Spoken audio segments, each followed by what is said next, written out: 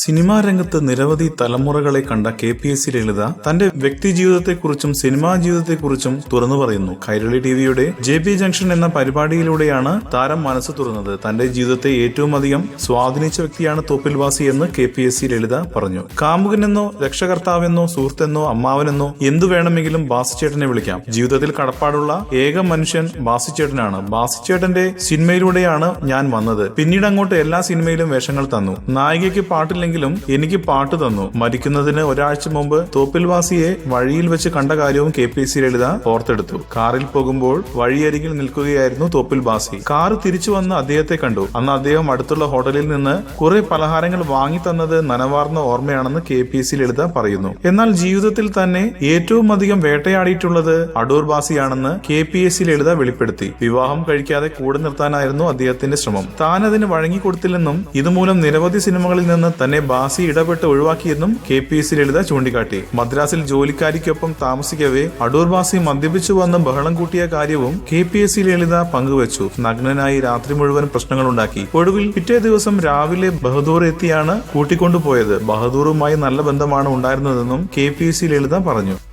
കൂടുതൽ സിനിമാ വാർത്തകൾക്കും വിശേഷങ്ങൾക്കും ഇപ്പോൾ തന്നെ സബ്സ്ക്രൈബ് ചെയ്യൂ മലയാളം ക്രിയേഷൻസ്.